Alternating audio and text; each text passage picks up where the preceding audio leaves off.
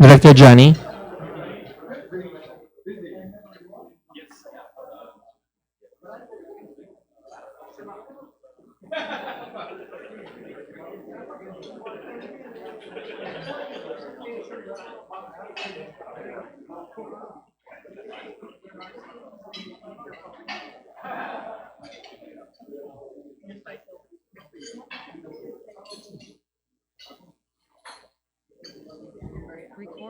Good afternoon again, ladies and gentlemen. Welcome to the luncheon meeting of the Rotary Club of Makati. I am CB Revilla. I'll be your moderator this afternoon. At this point, I call on President Keith to call the meeting to order. On behalf of the Rotary Club of Makati, I call this meeting to order. Thank you, President Keith. Now may we call on Notarian Shav Hali to deliver the invocation.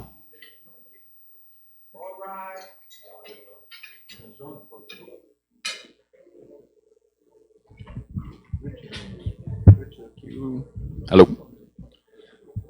Let us pray. Lord of the universe, one of your wise ministers said recently, you can judge a person by his checkbook stubs. As Rotarians, we are generally blessed with lives of relative luxury and opportunities unknown to many.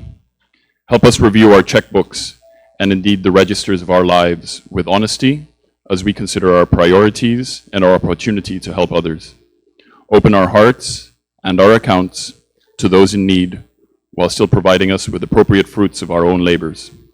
Help us to share not only our tangible wealth, but also our intangible riches of knowledge, leadership, and creativity to make our city, our nation, and our world a better place filled with the peace and love that you can bring through us. Amen.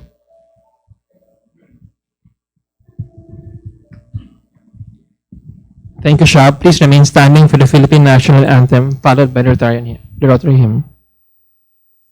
Mga kababayan, ang pambansang awit ng Pilipinas.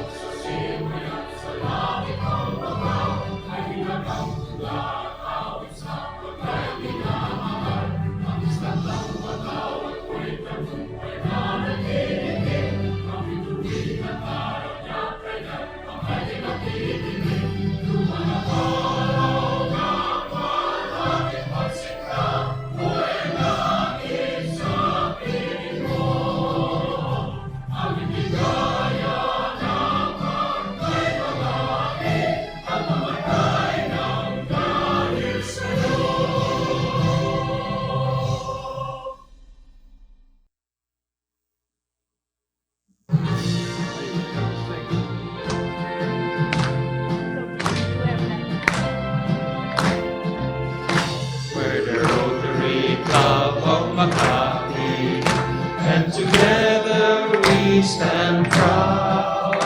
We are leaders with integrity, always ready to serve humanity, always giving out of always test.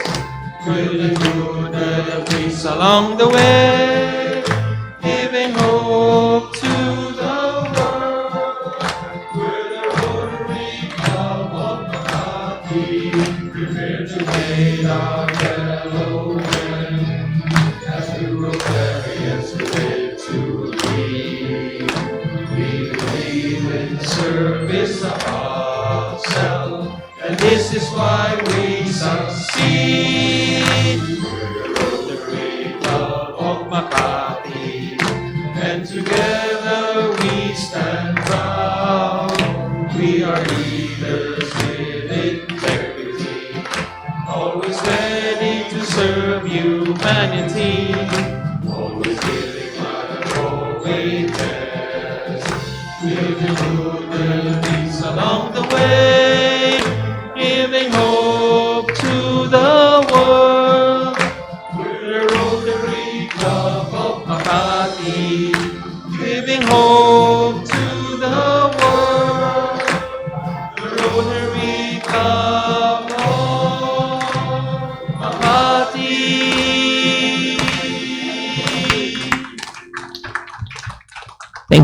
Please have a seat. Also at this point, we will commit for the four-way test to mind and heart. May request all Rotarians to repeat after me. The four-way test are the things we think, say, or do. Is it the truth? Is it fair to all concerned? Will it build goodwill and better friendships? Will it be beneficial to all concerned? The answer is a big yes. Thank you, everyone. At this time, we'd like to acknowledge the presence of our dignitaries and guests and aunts. I'd like to welcome PDG Tony Kila, PDG Sid Garcia, PDG Peps Benzon, BGE Reggie Nolido, Aunts Anika Haxton, and our guests this afternoon, PP AJ Sembrano, Anton Alcantara, incoming member, Natayang Nang, John Paul Dayo, Smith Lim from SGV, William Lim, and Jaime Cuenco from SGV as well.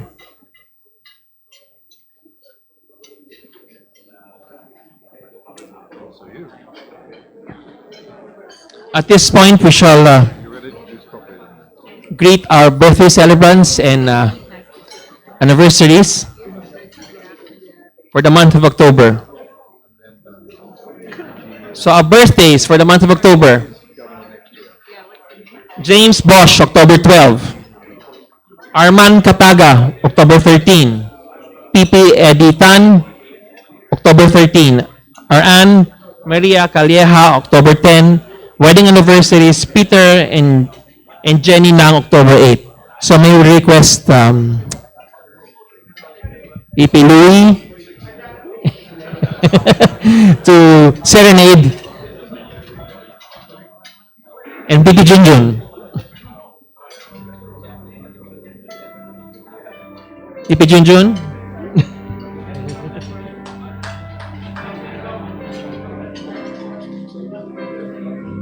Fresh from Osaka. Okay. It is your birthday. Anybody here? And wedding day.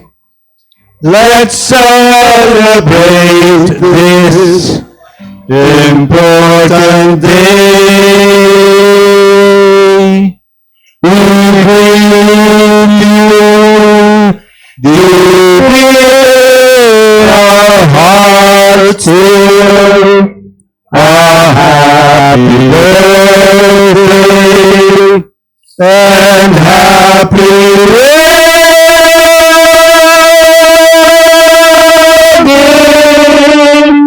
day. That's what Dragon Stone. Before we proceed to the next part of the program, may we call on PDG Tony Kila for the Paul Harris Fellow Recognition.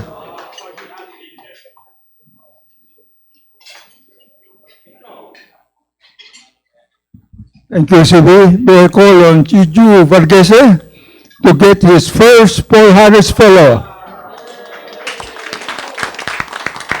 And may I ask President Kit to do the pinning? Thank you, Chiju.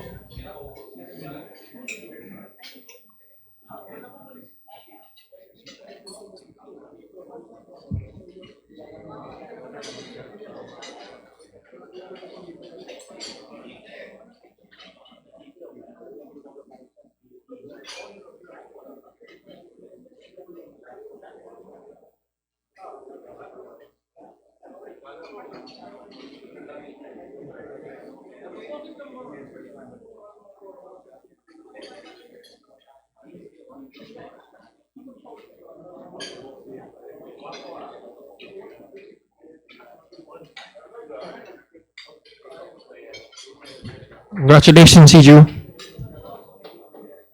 And now we shall listen to the classification talk of Mr. George Haxton. George, you have the honors or the floor.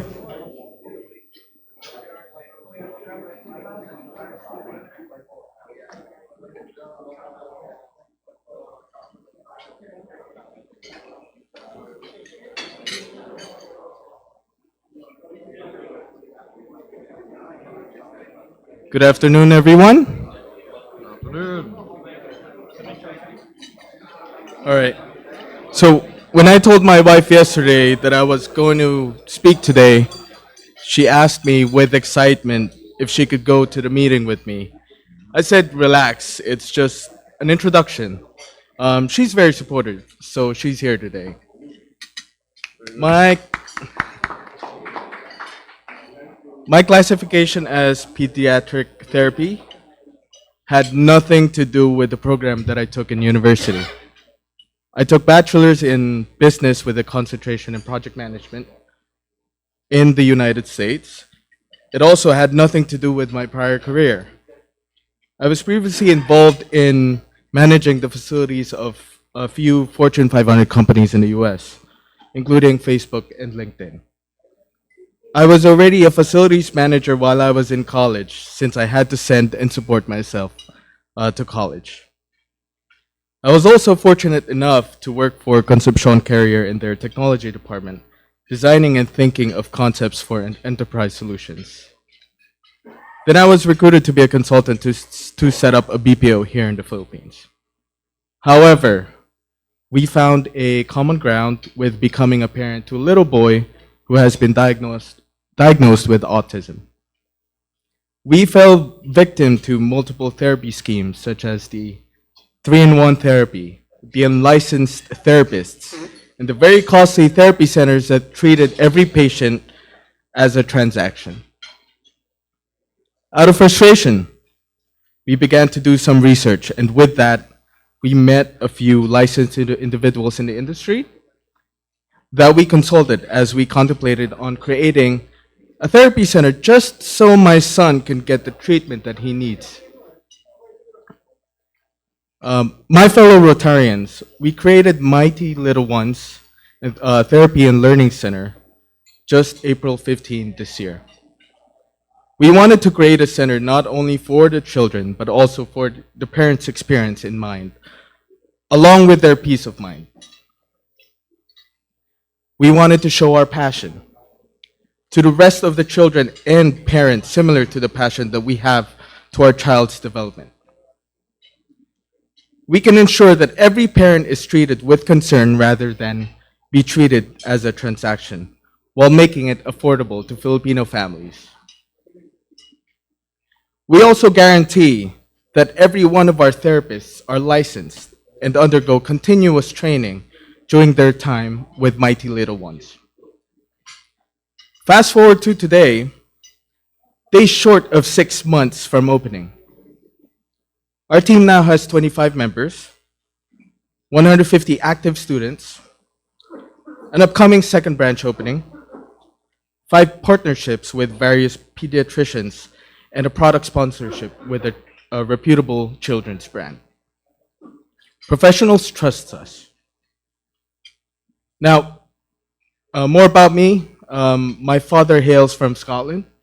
And if my name sounds familiar to you, since I'm a junior, then chances are you might have met my father in the 90s. And you might remember him from Schindler. My mother belonged to an ordinary family, and I grew up with my fair share of struggles since my father passed. I am a man with a lot of hobbies, such as any outdoor sports, aquatic sports and activities, technology, colognes and watches. Sometimes I have projects and overdo it, just like building a koi pond in a 5-foot deep swimming pool. I chose to be a Rotarian to be charitable and to align our recent causes for children with special needs. That's all from me. Thank you so much for having me.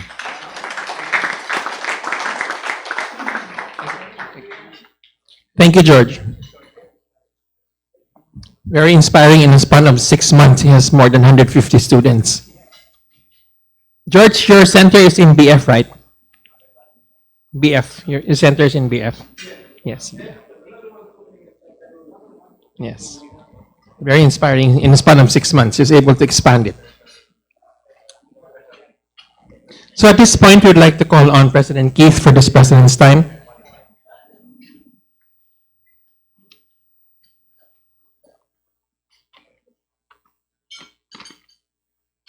So I particularly know how you feel. I also have, as we've discussed, an autistic kid. All right, so there's pages of it today.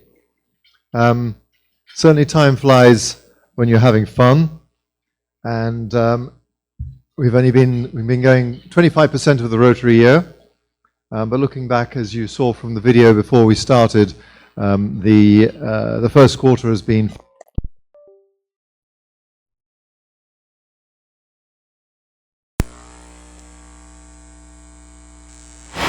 so this is clear. This is clearly a message to me regarding my update for you today. The quarter has been. I'll carry on as the systems and hopefully a couple of pictures come up in a moment. But since this quarter, we've already had supplementary feeding programs, teaching the deaf to speak with PID, disaster relief efforts, quite several of them. And we've also continued with our, and developed the Hatch program on Saturday mornings, the superhero program, the feedback program, all of which are now, which are newer projects, but are gaining quite strong momentum. I'm particularly thrilled also with the freshness initiatives that we've introduced. So we visited the children's in Payatas, and we have more recently been to the Philippine Gymnastics Association and seen that it's a interesting complex. We met again Carlos Yulo and Cynthia Caron, but you can see there are kids there who do somersaults and are really learning how to be our next gymnasts and medal winners. We have also started a program to read books to kids from Tondo, and as part of a books, reading, literature, and of course food program for them and some of the volunteers who are very often the mothers and others from the area as well. Last week, after attending an induction, I seem to go to quite a few inductions. I went to an induction with PDG Peps, wherever he's sitting. There he is. We went to Dao, which I now no longer pronounce as Dao, but and then we went to Batolin in Zambales the following day to complete the turnover of a large number of a 250,000 check, which is buying 2 sets of these very large nets. The nets extend hundreds of feet, if not longer, down into the sea, and they catch fish. But they are split over 7 different fishing communities in Zambales, all of the communities of which have been affected by the 9-dash line. And I learnt.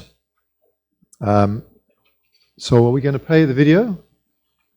Yeah, I learned a new expression, but I also get this pronounced incorrectly. So they have these big T-shirts with the West Philippine Sea on it, and then Atinito. Is that Atinito or Atinito? Atinito. Anyway, Atinito. Okay. Atinto.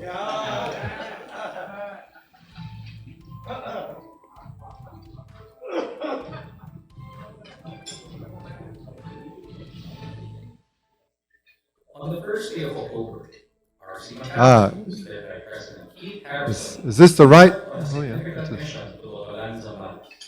Their goal, to support the local fishermen whose livelihoods have been impacted by China's fishing ban. A short program kicked off the day, featuring heartfelt messages from President Keith, immediate past President Ping Makoto, Director Rodrigo Segura, and project partners, including former Senator Bam Aquino.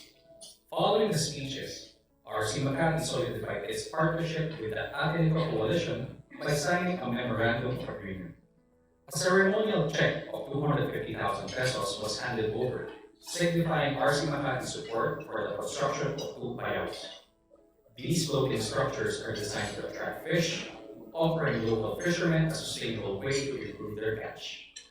7 fisherfolk groups were awarded grants under this project, giving them the resources needed to thrive despite the challenges they face in the South China Sea. The project was first introduced during a luncheon meeting at RC Makati, where former Senator Bam Aquino, a guest speaker, shed light on the struggles faced by these fishermen due to the restrictions imposed by China. With the installation of the payaos, fishermen are expected to enhance their catch while remaining within the safe maritime boundaries.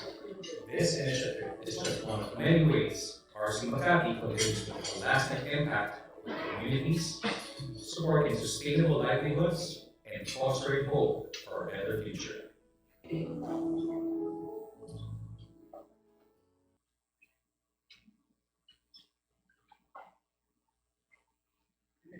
Poured with rain up there, and we got to see these. There were probably about as many people fitting into a room about this section as there are here today, and they were all extremely passionate. They all wanted to speak, and they're all very, very upset about the intrusion into the waters and the way that they are being affected in the South China Sea, in the West Philippine Sea by the Chinese Coast Guard.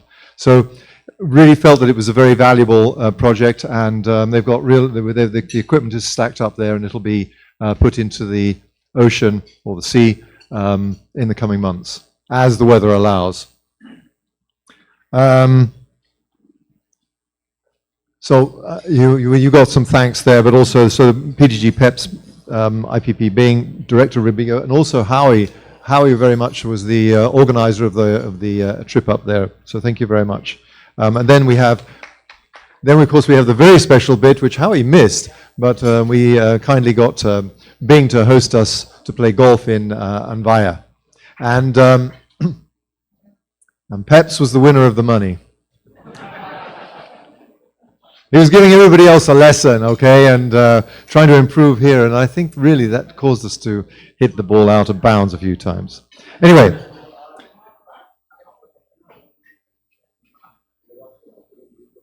So I also mentioned the books across, sorry, not books across the sea, books San Luneta. This is the program which was set up with Bolandai Group, and this is now, I don't know whether we're having some pictures. Are we having pictures?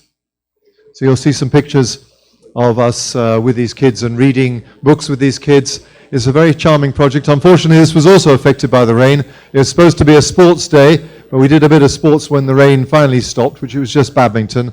But we were supposed to have a football match, which hopefully we'll do next time in another month's time.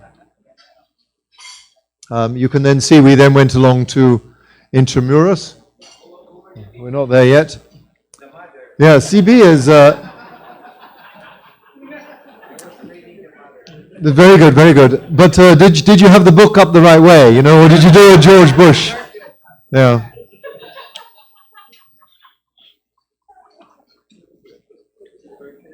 We then went to Intramuros, and we saw, as I mentioned before, we handed over the check, not only the large check, but also the real check, which was for 320,000.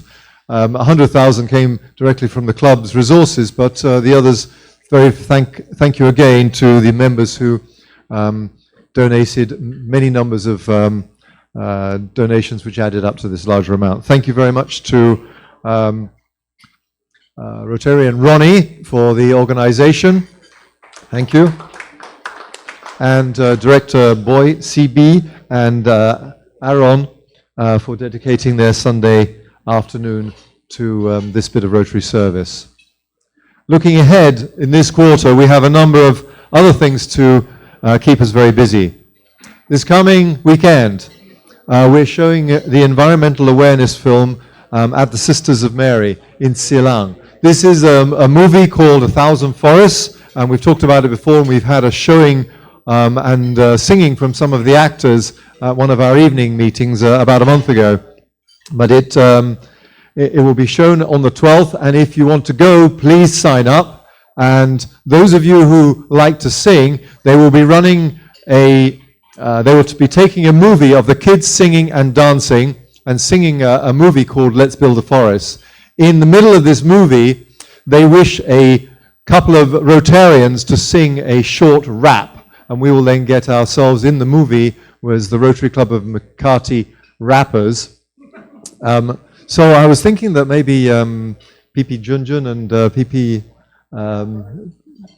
yeah, you've already been singing today. So, but and Chito and Louis should be there. But anyway, so this is the thing for Saturday. At the same time on Saturday, if you can't make it to that, there's a Halloween party, which I will also touch on again in a moment, which is in our clubhouse. This is a Pinoy-themed Halloween party for the children of Barangay Guadalupe Viejo in partnership with Prodigious Philippines. It starts at 2 o'clock in our clubhouse, and a special thank you to Sue-Ann Nolido for organizing this event. Don't forget, okay, so don't forget, on Sunday, should you, having just done reading books in Luneta, if you wish to do reading books again to kids, as tragic as Tondo kids have it, these are kids that live in the cemetery in Makati, and we will be doing a reading program there on Sunday. So please, sorry? 300 families, okay. Anyway, so this is happening on Sunday. So you have your whole weekend sorted out.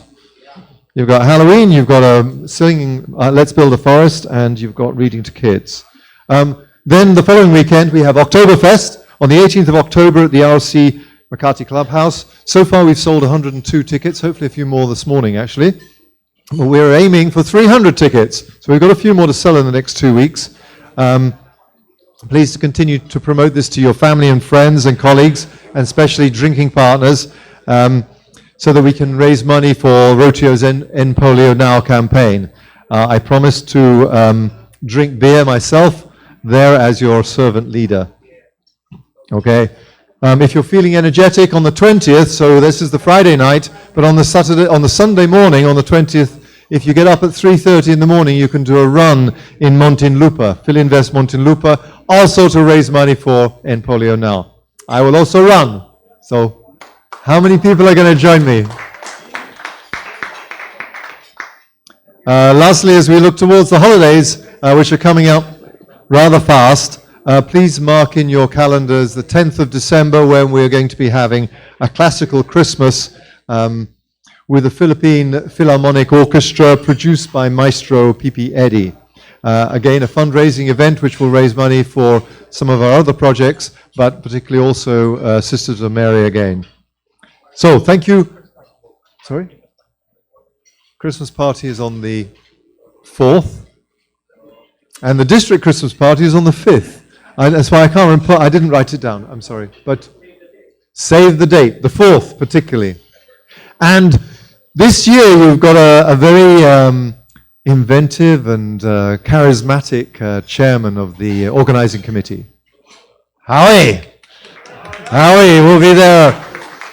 So no pressure. It'll be an exciting outing for us as well. Also, this one will be at the Manila Polo Club. So with that, thank you very much for all of your support this first quarter, and I look forward to the next 3 quarters of continued support. But now I hand you back to the program master. Thank you. Thank you, Keith. It was really a challenge to do the reading with Keith in Luneta. With the kids, they had to read the English version. As you could tell, I can't read so well. I skipped half of my... So Sir Boy was taking care of the reading. Imagine it was me, Michael, and Keith was trying to read in Tagalog, so it was a challenge. Anyway, the next part of our program is the introduction of our guest speaker for this afternoon. My call on Director Johnny Ang to introduce our guest speaker this afternoon.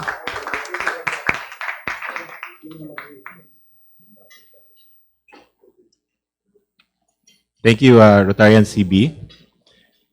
To my fellow Rotarians and our guest present this afternoon, good afternoon to all of you.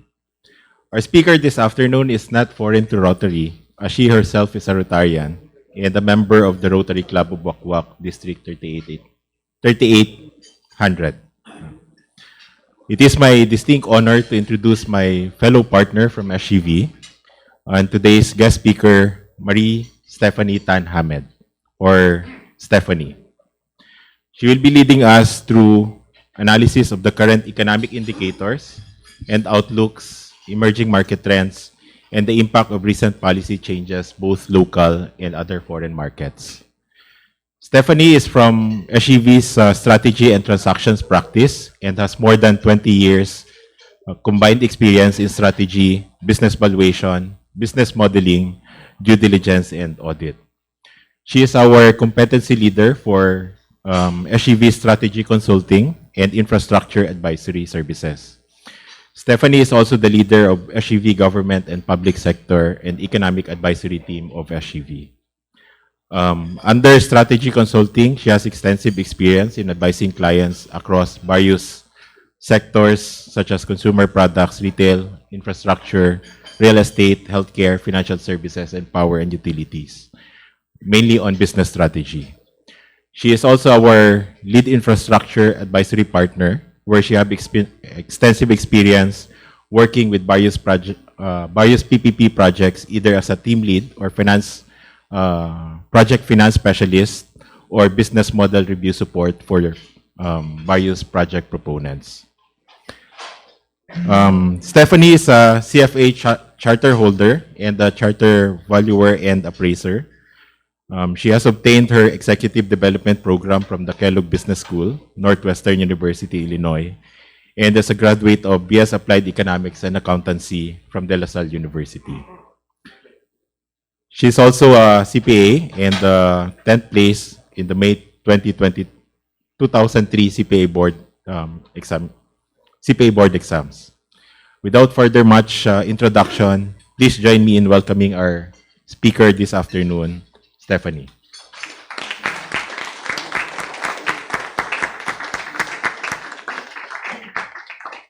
Thank you, Johnny.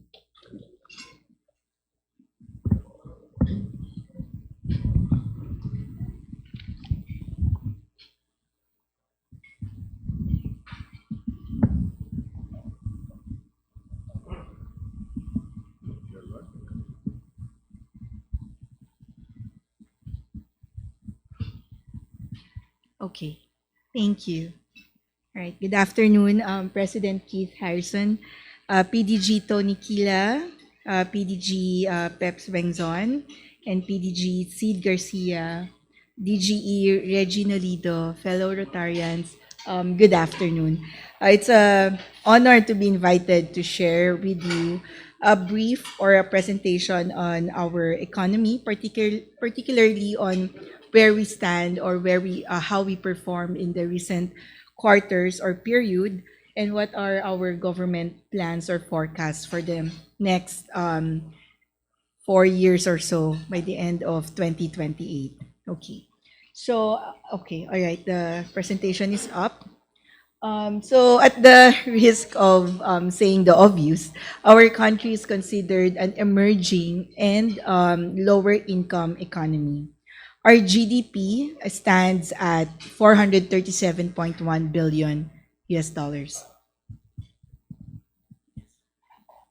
And we are considered the 33rd largest economy in the world. But considering if you combine the wealth of Elon Musk and Bernard Arnault, it begs the question whether our economy is really that large. No? If our economy would reach 1 trillion by 2033, as projected by Standard & Poor's, we need to grow consistently for the next 10 years at 5.5% or higher and keep our inflation at 3% or lower. But that's the crux of it, no? How to grow steadily, consistently, avoiding the dips that we have experienced in the past 3 to 4 decades. And with 117 million population, the recent estimates by World Bank, our GNI per capita stands at $4,230. Our government aims for us to sort of graduate to the next level, to upper middle income within the Marcos administration. We missed this during the last administration because of COVID. And our government is trying to at least achieve these before the end of the administration of BBM. But that also means when we level up to upper middle income, we will lose or we will no longer be eligible to concessional financing such as ODA, which we have consistently enjoyed in pushing for various projects, particularly for our infrastructure. But the bigger developmental challenge is how to avoid the middle income trap. If you would see the range of the upper middle income, it's between 4,516 to $14,006 per capita. So it's such a wide range, and we are just trying to get past the 4,500 mark. So avoiding the middle income trap will be the bigger challenge. Okay. So looking at the composition or structure of our economy from the expenditure side, one would see that the Philippine economy is heavily domestic oriented and consumption driven, with our household consumption accounting for over 3/4 of our economy. It accounts for 76.5% of our GDP, which makes our economy highly vulnerable to inflation. And since the bulk of the budget or the disposable income of our poorer households is spent on food, utilities, transportation, inflation in general puts such a pressure on wage inflation, which will then result to higher operating costs for the enterprises, and you know what it means, no? Investment, if you would look at capital formation, is less than 1/4 of the economy, in contrast to Vietnam, which is at 1/3 of their GDP, no, which explains their faster growth versus ours. Our government recognized this and wants wants our economy or to have the investments play a bigger role or a greater role in our economy, saying that we cannot simply consume our way to development. And this is also the reason why the government is pushing for the infrastructure program and pushing forth much needed structural reforms to attract more investments. Our government have passed or enacted laws at the tail end of the Duterte administration, such as the PSA and FIA. And at the beginning of the BBM administration, passing the PPP code late last year. So those are some of the much needed structural reforms to push for the much needed investments, both domestic and foreign. If you look at our balance of trade, you would see that imports greatly outweighs our exports. No, so we are a net importer. But if you look at if you break it down between goods and services, you would see that in terms of services, we are actually net exporter, mainly thanks to our BPO industry. However, for our goods, we are obviously a net importer. And the importation of our goods is financed in part by our remittances. by our OFWs, which accounts for about 10% of our GDP. BPOs and remittances are the two mainstays of our Philippine economy. But the thing is, the Philippines exports potential remain largely untapped, and there is a need to diversify because over 60% of our exports is accounted for by semiconductors. So there is truly a need to expand our export base. Okay, so looking at the production side of the economy, you would see that the service sector, which contributes to almost two-thirds of the economy, is the main driver of the growth of the GDP. However, this is quite unique, no? Because this is an attribute of a high-income economy. And it looks like the Philippines has skipped the manufacturing development stage. My professor in the University of Asia in the Pacific always claims that the Philippines has not even completed the first industrial revolution, and we are now so preoccupied in taking advantage of IR number 4. And there is a need to fully complete the first industrial revolution, and you would see why, no? Because if you look at it as a consequence, we have quite a narrow industrial base, with our manufacturing sector accounting for only 16.2% of our GDP, which is the lowest compared to our neighboring neighboring countries, no, which on average is 1/4 of their GDP. And we have to bear in mind that manufacturing has various linkages, both forward and backward, in the economy, and it has an immense developmental implications, which also translates to supposedly the growth of our agricultural sector. And if you would look at it, our agriculture accounts for 9.4% only of our GDP, and its growth has been erratic for the past decades. But if you look at the employment contribution, agriculture accounts for almost 25% of our labor employment, but only contributing less than 10% to our economy. It just shows the low productivity and growth in this particular sector, contrasting it to industry, where it contributes 28.2% in the industry, but only employs 18% of our labor sector. So there is truly a need to broaden our manufacturing base, which could form part of diversifying our export base as well.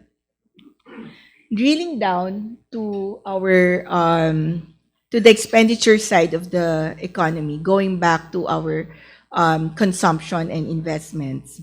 The economy expands in the second quarter of 2024 on account of base effects, ramp up government spending, and continued recovery of tourism activities. The consumption growth has slowed in the first half of the year at 4.6%. Previously, it is above 5.5%. No?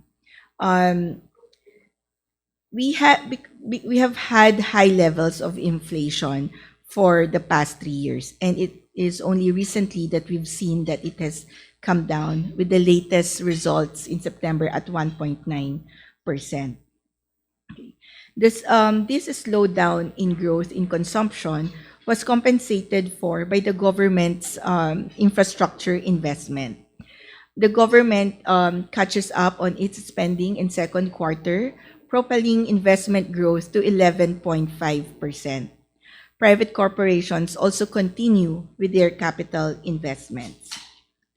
Tourism-related activities also continue to recover, and as can be seen, domestic consumption on transport and restaurant and hotels are still growing at a very much high rates. Export of travel, that is foreign tourist expenditures, is still growing by double digit.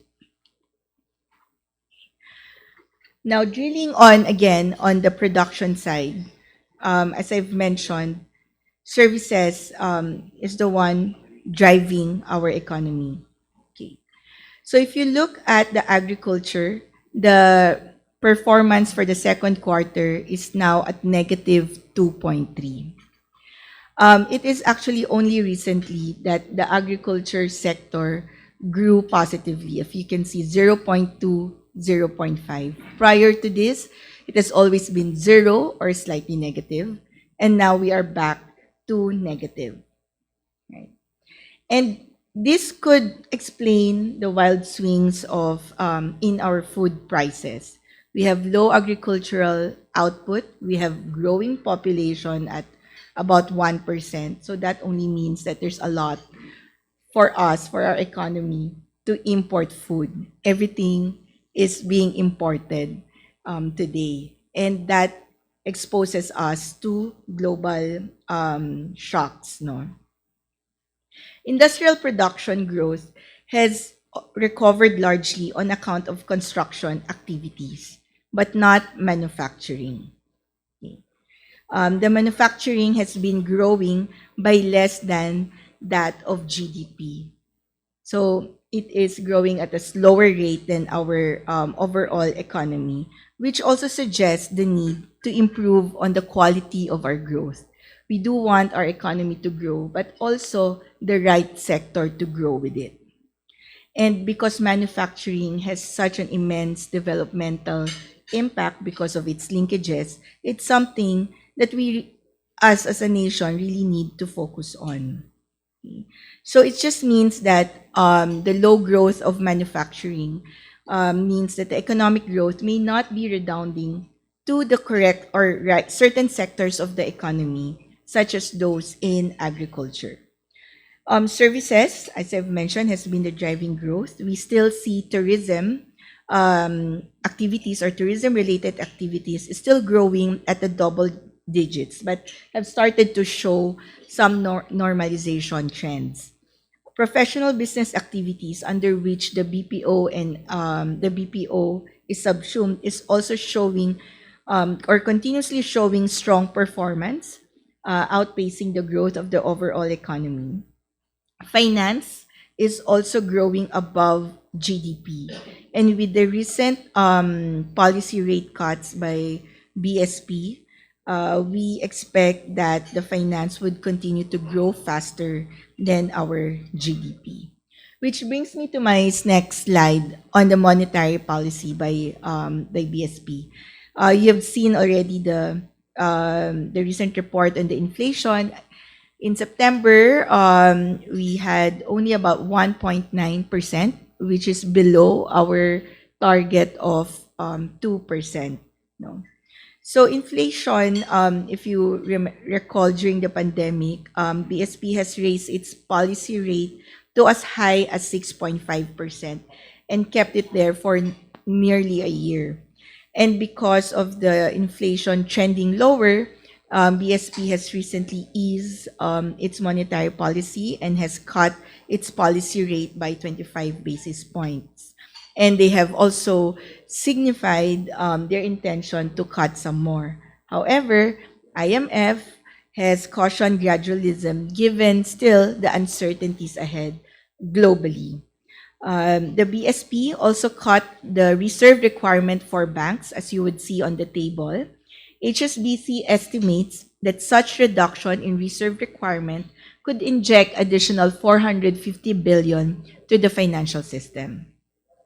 These monetary easing actions are expected to provide relief to consumers and enterprises after months of tight financial conditions. And we do hope that this greater liquidity could be channeled to a more productive uses, giving a boost to our investment spending.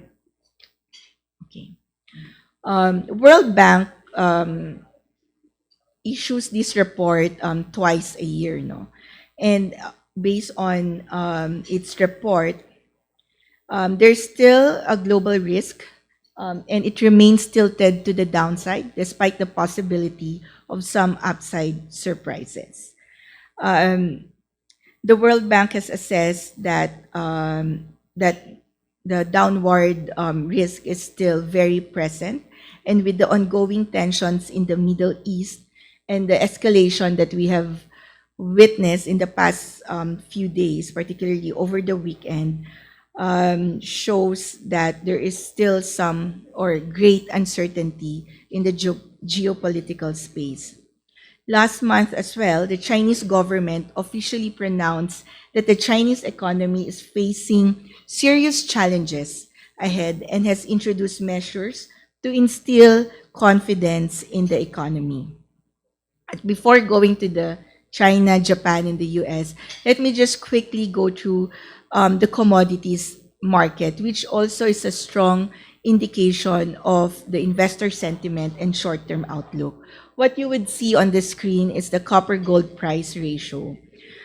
This is a closely watch indicator, no? Because copper is a base metal with many industrial uses, and its price depend on current economic conditions and outlook, and hence it's a good benchmark of the current economy. On the other hand, gold is a precious metal, and it has been considered as a safe haven, whose price increase during times of uncertainty and decline when economy goes well. So we've seen the dip in the copper gold price ratio in times of distress, and we've seen that during the COVID period. And now we have recently we've seen a downward trend again, given the uncertainties in the global economy. Gold price has recently reached record highs, hitting at $2,571 per troy ounce last month. Okay, and what is noteworthy is that currently it is the central banks themselves that are the net buyers of gold. Recently, the gold purchases by central banks have made up about 1/5 of the global demand, up from less than 14% in 2019. It appears to be that the central banks are diversifying their reserves by increasing their gold holdings to protect their own economies from uncertainties. So geopolitics have been a continuing source of this uncertainty. Russia and Ukraine has been slugging it out there for more than 2 years now, and now with in the Middle East with Lebanon, Israel, the Palestinian issues, there is a risk as well on whether Israel will also hit the Iranian oil plants again. So that would create some volatility on our on the global oil prices as well. So over the medium to long term, one of the demand drivers of oil is the Chinese economy, which accounts for about 15% of world oil consumption. So at least there's like a little bit of bright points there with the escalation, giving the uncertainty or volatility in prices. Then the expected slowdown in China could help sort of balance out that volatility and keep oil prices at least maybe stable or not skyrocketed as we've seen last year. No, the Brent crude oil prices average about $74 per barrel, down from 80.9 or $81 per barrel in August. So even if there is these escalating tensions in Israel and the Middle East, no. Okay. Okay, now going to our neighboring countries with the larger economy, we've seen some divergence of monetary policy, and this is between China, Chinese government, and Bank of Japan. Okay, this September, the Chinese Communist Party officials meet and to discuss macroeconomic affairs, which they don't normally do. They don't really meet to just discuss the macro affairs of China, but they did. So that that indicates the importance of what's happening in their economy. China is facing a deflation problem, an indicator of sluggish demand. It turned negative for a few months before turning positive, but at a very low levels. Foreign firms, since pandemic, have diversified and continue to diversify their supply chain away from China. Some are attempting to locate to economies that are deemed friendly to the US. That's the term friendshoring.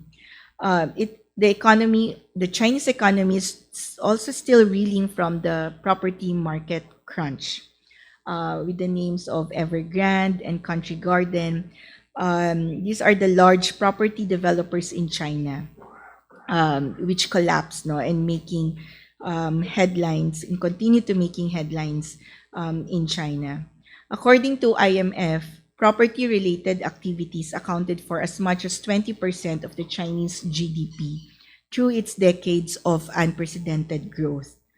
We have seen in the cases of Japan and the US what happens to the economy when the property market goes on a downturn. Already, ADB, IMF, and World Bank sees Chinese economic growth at 5% or lower this year, and they expect for this to continue or to become lower still for next year. So how about Japan? So just as China is having a brush with deflation, what we see now in Japan is inflation, which is hovering above 2% for more than 2 years already. And just as China is easing on monetary policy, Japan is tightening the screws on its economy. Bank of Japan first raised its policy rate in March to 0.1%, finally exiting years of negative interest rate regime at a minus 0.1%. The bank's monetary policy tightening comes on the heels of inflation picking up. And in its official statement following a September meeting, it also cautions that the Japanese might be growing above potential, which might pose a risk of stoking inflation. Okay. So going across the Pacific to the US, the easing inflation gave the US Fed some confidence in cutting its policy rate. Okay, right slide. It decided to lower the target range for the Fed funds rates by 50 basis points. And it is also committed to reducing its holdings of US Treasuries. While inflation has declined, what we've seen is that the unemployment rate has been slowly inching up, no? And there's a tightness as well in the labor market. So it may also mean that the Fed's cutting the rates to ensure that the employment would be at the level that they are targeting. So with the inflation trending down, the Fed found the space to ease on its monetary policies. Okay. So those 3 slides are very brief look at China, Japan, and the US on its monetary policy. Now, coming back to our country, so we started the discussions on the headwinds with domestic inflation before tackling the external headwinds, no. But notwithstanding these headwinds, our economy has some trump cards with which to navigate an uncertain environment. Our government is attempting to steer the economy towards a more investment-led growth rather than consumer or consumption-led. And it's the reason why the government has passed the long overdue structural reforms, as you can see on the screen, that liberalize further the economy and are catching up on much needed infrastructure investments. As you can see that there are about 186 flagship infrastructure projects costing about 9.6 trillion pesos. Okay. And as I've mentioned earlier, the passage of the PPP code is very timely as we prepare to go to the next level of being an upper middle income class and losing the right to concessional financing. we will be needing more of the private sector participation in implementing this much needed infrastructure project. And you would see on the listing, it's biased towards physical connectivity. No? And we do hope that with these various transport and road projects, meaning not just the airports, which is the more popular one, but also our maritime, our seaports, should help lower logistics costs. And together, for both structural reforms and the infrastructure programs, are expected to catalyze more investment, both domestic and foreign. Okay. The numbers are very small, but maybe we can share the slides anyways. The government is implementing its infrastructure program against the backdrop of fiscal consolidation plan. This is to fully enjoy the benefits of the overall program. No? The consolidation program aims to narrow the deficit over time so as to reduce the debt to GDP ratio. Reducing the deficit calls for raising more revenues and managing expenditures. And to raise more revenues, government intends to focus on tax administration measures, either through legislation and digitalization. Hence, you have your EOPT, or the ease of paying taxes. But tax administration can only get us to a certain level. The government still needs to look for other sources of tax revenue, and hence you would see more about the create more. Yeah. Okay. So on the expenditure side, a much needed reform is needed for our military and uniformed personnel pension system. It should be able to arrest the fiscal risk posed by the fiscal drag from these unfunded pension obligations, and this amount could reach $1 trillion over the next few years as well. So this is one of the reforms that's much needed. However, to date, the bill has not progressed in our Congress. The fiscal consolidation program appears to be proceeding more gradually than initially planned. The latest projections, so this is 2024 to 2028, shows the debt to GDP ratio to be sliding to 56.3% by 2028. This is higher than the previous projection of 48 to 53% last year when the government issued the 2023 to 2028. They're projecting that the debt to GDP should be around 48 to 53. But when they updated it this year, it now slid to 56.3%.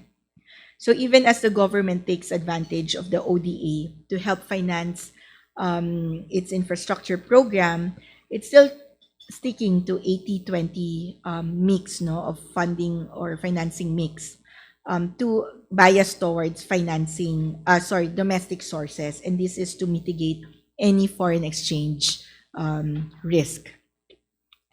The additional target or growth targets and assumptions of our government are real GDP. We are forecasting, or the government is forecasting, for 2024 to be in the range of 6 to 7%. For 2025, 6.5 to 7.5%, and onward 6.5 to 8%, and inflation to keep between 2 to 4%, which the BSP deems to be a healthy rate of inflation, and for forex to be between 55 to 58 pesos to a dollar. But what does the multilateral banks think? Okay. ADB, IMF, and World Bank have already penciled in a lower growth outlook for the Philippines. They project the economy to be growing by at most 6% this year, which is our government's minimum target. And while these banks see growth accelerating next year, you would see there 6.2, 5.9, and 6.1. These are way below the projections of our government which targets a minimum of 6.5% growth in 2025. IMF has even downgraded its growth outlook for the country for both this year and the next, but which it describes as a respectable considering the headwinds that our country faces. What they do agree about is the inflation as well. Inflation, where they're projecting it to be under 4%.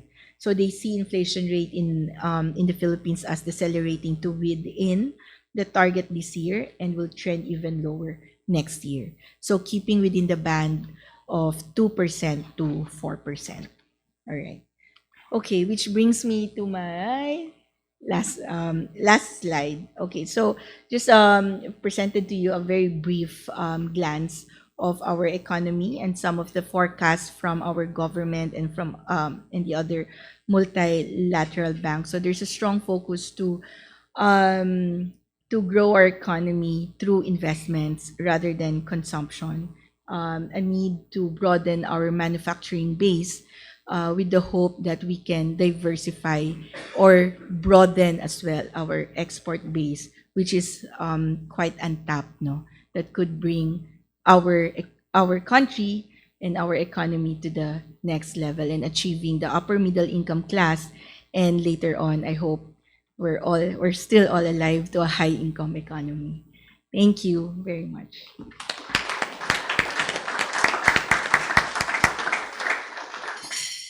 Thank you, Stephanie. At this point, we'd like to open the floor to questions. Ronnie?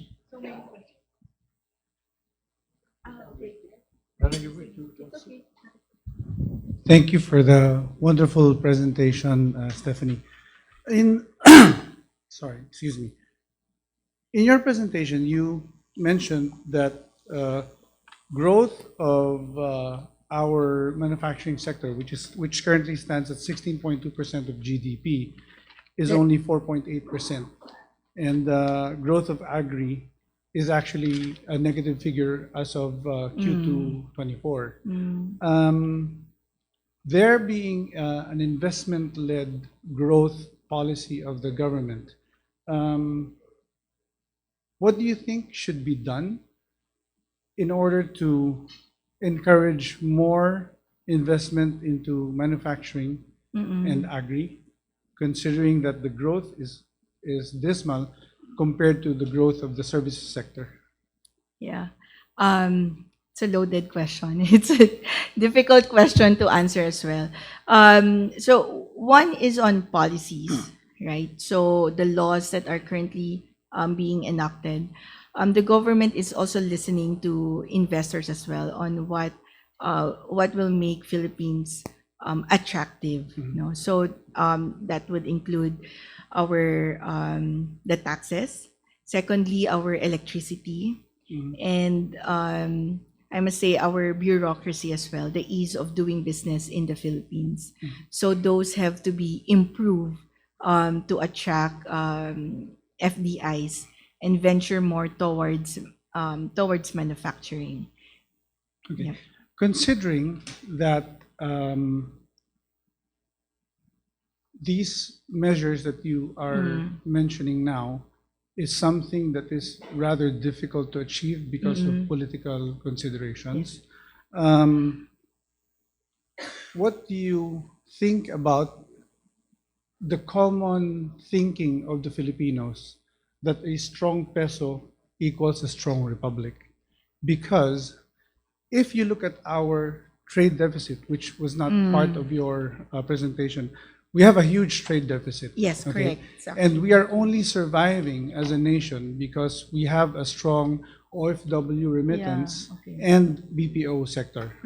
Okay, our tourism is not performing as well as it should, although there is high potential, but because of infrastructure lack, we are unable to really maximize our tourism potential. But what do you think is the role of currency as a key element of monetary policy in order to encourage the growth of both agri and manufacturing I have a Okay. follow-up after. Yeah. The stronger peso. Strong peso, So stronger public. That is Stronger what public. a lot of people think. Yes. I think that phrase was coined under the GMA Yes. administration, which some would think are actually the lost years for the Philippines in terms of achieving high economic growth, because we kept our peso at the 40 levels. Yeah. We were not competitive with respect to our exports. So some would not view it that way, that a stronger peso, it's a stronger economy. So the peso has to depreciate a bit more to be more competitive and to be able to compete in terms of tourism, and compete with our neighboring countries like Thailand and Vietnam actually. But that's also a bigger discussion because of our connectivity as well of our airports and seaports. So there are many factors.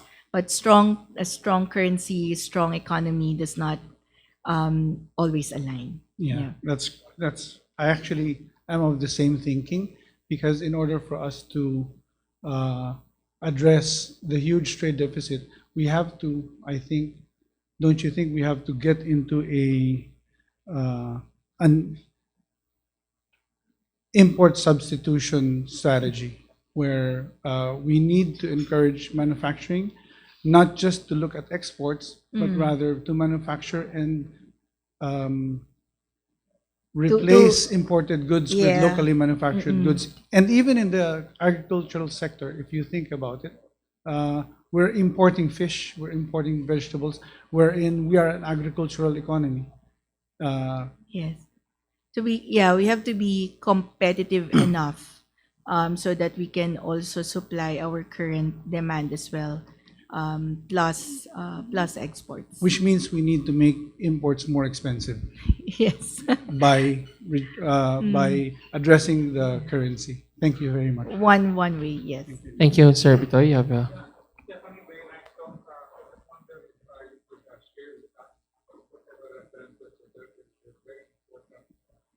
References? Yeah, mostly our own Philippine economic data. The statistics. Yes. And then we can share. Yes, it is available through our PSA, Philippine Statistics Authority, and DOF. And then we can share the deck as well to you, and the sources are listed there. Sir Jun? Yeah, thank you, Stephanie. Very insightful. Asian Development Bank hired me as external consultant for the Philippine Development Plan, 2023 to 28. And I noticed there, our planning is electoral calendar, 3 years and 6 years. Correct. It's not long-term and visionary. Yes. Anyway, economists explain on the one hand and the other hand. Can you use the other hand? Depends. Crystal ball the future. Yeah. Let's say infrastructure 1 trillion. If 70% goes to corruption, what's the impact? If it's 40%, what's the impact on that? And my assignment with ADB was seamless connectivity. My 105-page recommendation to ADB, it went to NEDA. They reduced it to 12 pages and they removed the seamless connectivity na lang. So if crystal ball the future 2050, what if? Let's 10% corruption, this is it. With a do-nothing scenario, our economy might collapse. Thank you. Pipi Carlo?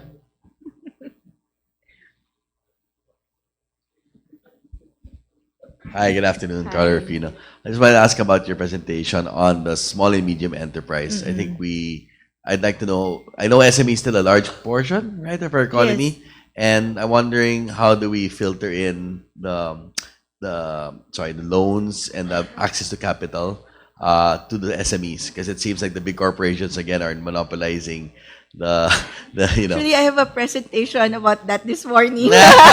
Could you share some insights on it? It's private naman. Let's keep it to ourselves. Yeah, it's okay. But you know, fintech does play a large part in giving access to our MSMEs. A large portion I think about 44% still remains unbanked in the Philippines. But that's a good news already because it came down from 70% pre-pandemic. And, you know, that's thanks to our fintech. Yes. And if I may name one, GCash, yeah. that, you know, liberalizes the financial access to MSMEs. So I think it's really through technology that we can give access to our MSMEs. And I understand as well that our business chambers like gives significant focus on helping MSMEs also. Thank you. And then just a follow-on question on that is, given that we have fintech that can now create credit ratings and all, where are we moving towards, again, getting some kind of credit score rating for, again, small, medium enterprises that can't get loans from the banks sometimes? Yeah, that's that's a big challenge as well because they see MSMEs as still as a high risk. High risk, yeah. Right. So I'm not sure yet at this point whether the ratings would help. But yeah, but there is a need for certain subsector within our financial system that could lend to MSMEs. Yes. Thank you. Okay. Any more questions? Ronnie, one more.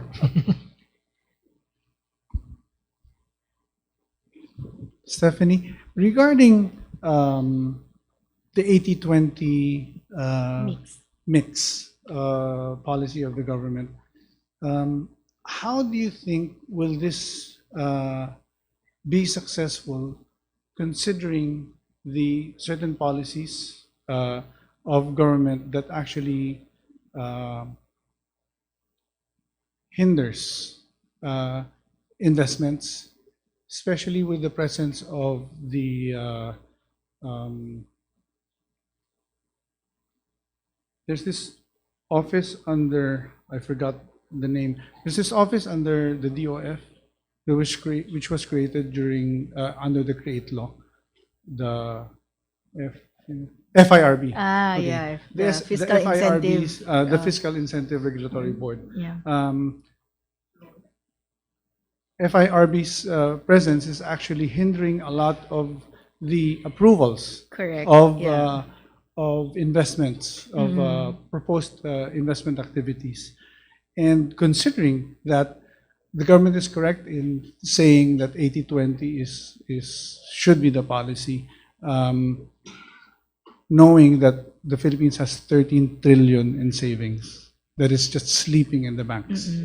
Yeah. Okay. The 80-20 is the source of funding of our Philippine government and not for the private sector.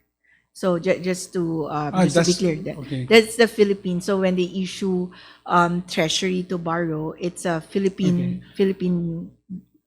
based. So sorry, Philippine denominated T bonds. Should we not? What is the private sector gearing towards having legislature abolish the FIRB altogether, considering it's just duplicating the work of investment, like BOI? Investment, yes, yeah. yes.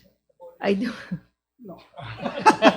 No, abolish the FIRB. No, I haven't heard any news. This is the first time I've heard. Pat? Stephanie, thank you for your presentation. I'm in the tech service industry as well, and you know your presentation shows that service in that area has been growing well. But has your study looked at changes in the labor code or labor policies in a way that it would be more fair to the companies or multinational companies as opposed to it being lopsided to employees? Because I think I've heard one of the reasons why Google moved to or decided to go with Thailand is because the labor laws are much lighter. So do you have any thoughts on what you think should be modified in our labor code to make it more competitive? Okay. Yeah, I do agree that our labor law is really pro labor. We haven't heard any move to change, and it's very political to even touch on our current labor law. But what I do see the government is currently pushing for is to upskill and reskill our Filipino workers. No, there is a study currently being made by the International Labor Organization in drafting the roadmap to reskill our workers to the industry of the future. So at least there are these moves, and it's not just looking at that. You have to marry that with our education sector as well. The likes of TESDA, CHED, and DepEd working together. Modifying the current labor laws, I won't hold my breath on that. On the education side, I think your presentation showed that it had one of the biggest push, and I think it has the biggest budget as well. But it seems like the output of education and agriculture seems to be the smallest. Correct. So can you defer that there could be some, Yes, some corruption that's happening there? I only read those that you read in the papers as well, so let me keep it at that. Okay, at this point, we'd like to ask President Keith to give his response. Thank you, Stephanie. All right, thank you. Stephanie, thank you very much for enlightening us today. Thank you. I think from the questions, we also have a very an interested audience, and thank you so much. I noted a few things as going through this in terms of the possibility of us being caught in a middle income gap. The very narrow manufacturing base, only 16% versus many of the other countries in this area being 25% of the base. Our agriculture is extraordinarily inefficient, 9% versus 25% of the people. And monetary policy is not necessarily, don't know how to explain that one, but you explain it better than I did. And that we clearly need to be having investment-led growth, not consumer-led growth in the way we move forward. So as we've learned that and many more, and thank you very much for offering to share some of the slides, because I'm getting a stiff neck from looking at them myself. I'd like to thank you very much indeed for giving us your time and your expertise at lunch today. And please ask everybody in the room, please, to give a huge round of applause to our guest speaker today.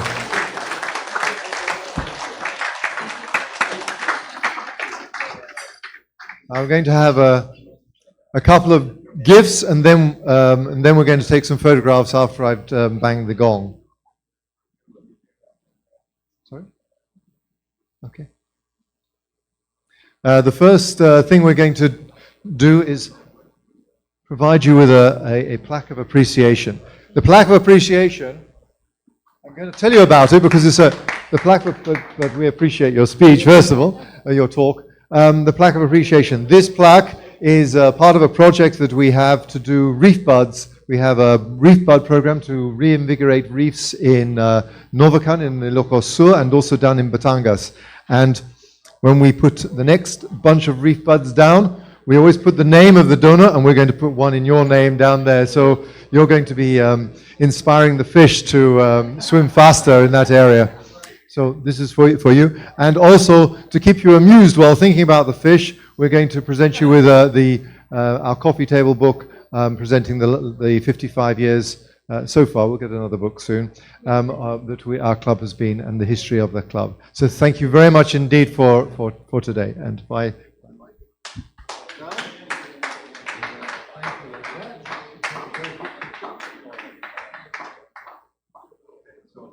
Now I'm going to ask for everybody, first of all, in order to do pictures, I'm going to first of all... The raffle.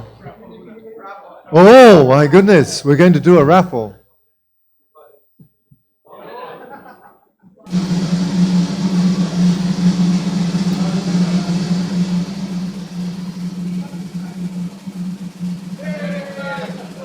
Derek.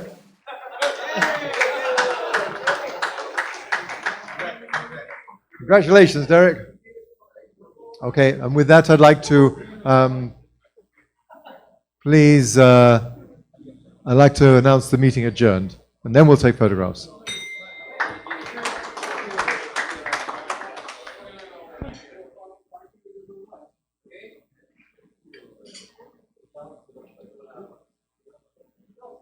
Recording stopped.